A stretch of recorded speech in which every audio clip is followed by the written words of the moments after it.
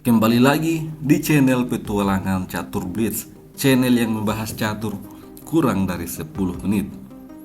Pada hari ini kita akan membahas turnamen terbaru, yaitu Olimpiade Catur 2024 yang diselenggarakan di Budapest, Romania. Di hari pertama, tim India adalah salah satu tim yang menyapu bersih kemenangan. Dan salah satu game terbaiknya adalah game dari Ramesbabu Pragnananda. Di game kali ini, Pragnananda mengalahkan International Master asal Maroko, yaitu Mohamed Tisser. Pragnananda memulai permainan dengan E4. Mohamed Tisser bertahan dengan pertahanan Sisilia. Kuda F3, lalu D6. Setelah itu D4. Kemudian pertukaran pion terjadi. Kuda makan pion, lalu kuda F6. Setelah itu kuda C3. Dan kemudian hitam mengimbangkan kuda C6. Di posisi ini, Pragna langsung menyerang kuda raja. Kemudian E6 didorong oleh hitam. Pragnananda memainkan menteri D2, kemudian A6. Dan di posisi ini, Pragnananda memainkan langkah yang cukup penting. Dia langsung menukar kuda. Setelah itu, pion makan pion. Posisi ini terlihat cukup berbahaya. Secara sepintas terlihat bahwa hitam memiliki pion center yang sangat masif. Selain itu, lajur B sangat terbuka untuk ditempati oleh benteng. Namun demikian, Pragnananda tidak khawatir. Di posisi ini, dia langsung rokade untuk mengamankan raja. Setelah itu, gajah E7 dikeluarkan dan Pragnananda kembali membuat langkah yang cukup mengejutkan. Dia langsung menukar gajah dengan kuda. Hitam memutuskan untuk mengambil gajah dengan pion. Hitam membuka lajur G. Pragnananda kemudian mengimbangkan gajah C4 dan hitam memilih untuk rokade ke sayap raja. Melihat hal itu, Prag kemudian melancarkan serangan. Menteri langsung dibawa ke lajur H. Setelah itu, raja sembunyi di petak H8. Langkah yang sangat baik. Posisi masih cukup seimbang. Kemudian sebuah manuver Rookleaf dimainkan Prag. Ini dibalas dengan benteng G8, lalu benteng H3 ancaman skakmat. Benteng mencegah hal itu, namun kemudian Prag kembali mendorong F4. Rencana selanjutnya tentu saja membuat benteng yang lain menjadi aktif. Mohamed Tisser membawa menteri untuk memberikan tekanan pada pion G, dan kemudian benteng G3. Tantangan pertukaran benteng. Tetapi Mohamed Tisser tidak berani untuk menerimanya. Benteng ke petak B8 dimainkan oleh hitam untuk menekan pion B. Setelah itu menteri H5. Dan kemudian benteng B4 menyerang gajah. Ini dibalas dengan menarik mundur gajah ke petak D3, membuat gajah mengarahkan tekanan pada sayap raja. Setelah itu hitam mendorong C5 dan kemudian ini memberikan kesempatan bagi Prag untuk mengusir benteng. Tentu saja benteng harus mundur ke petak B8 dan kemudian Prag mengaktifkan benteng H ke petak F1.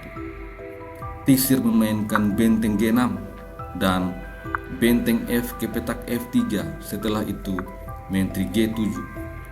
Tujuan selanjutnya dari Mohamed Tisser adalah menciptakan Alekhine. Pragnananda mengembalikan benteng ke petak H3 dan kemudian gajah Fianchetto di petak B7. Pragnananda kemudian membawa benteng F ke petak G3, lalu benteng ke petak G8. Sebuah Alekhine yang sangat kokoh disusun oleh Mohamed Tisser. Ini dibalas dengan raja menghindar ke petak B1. Sebuah langkah tempo untuk menunggu lawan memainkan kesalahan. Tisser mendorong A5, F5, langsung mulai menekan benteng. Benteng makan benteng, pion makan benteng. Kali ini lajur H menjadi terbuka. Setelah itu, Mohamed Tisser memainkan langkah pertukaran pion. Ini adalah posisi yang sangat krusial.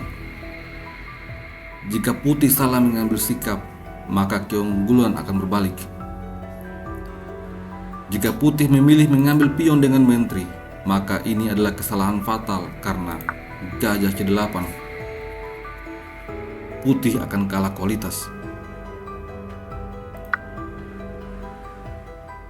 Dan jika pion makan pion, maka ini akan membuat gajah petak terang menjadi pasif dan tidak ikut pertempuran.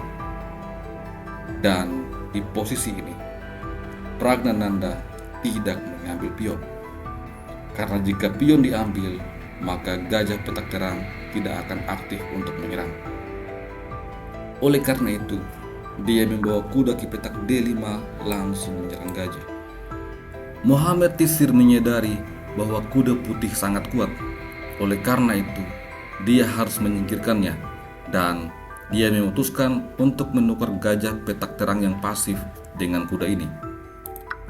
Setelah itu, Pragnananda mengambil gajah. Dengan demikian, gajah petak terang putih yang tadinya pasif sekarang mengamuk dan aktif untuk menyerang pertahanan raja. Muhammad Tisir mencoba untuk membawa benteng ke petak E8, akan tetapi gajah makan pion, tekanan besar pada pion H.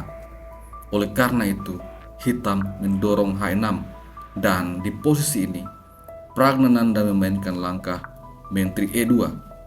Ini membuat dua perwira hitam berada dalam benteng mundur ke petak H4. Kedua perwira ini tidak bisa untuk bergerak. Muhammad Tisir berpikir cukup lama sebelum akhirnya menarik mundur menteri ke petak F8. Namun sampai di posisi ini, dia kemudian menyerah.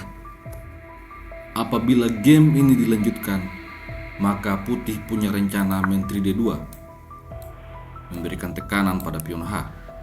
Dan jika raja coba lari ke petak G8, benteng makan pion. Menteri G7 bersiap untuk memforki menteri dan raja. Apabila raja sembunyi di petak F8, maka benteng H7 menyerang menteri. Menteri mungkin bisa makan pion, akan tetapi benteng H8 skak. Langkah terbaik, menteri menutup skak akan dibalas dengan menteri H6 skakmat. Atau jika hitam menantang pertukaran menteri, maka benteng H8 skak.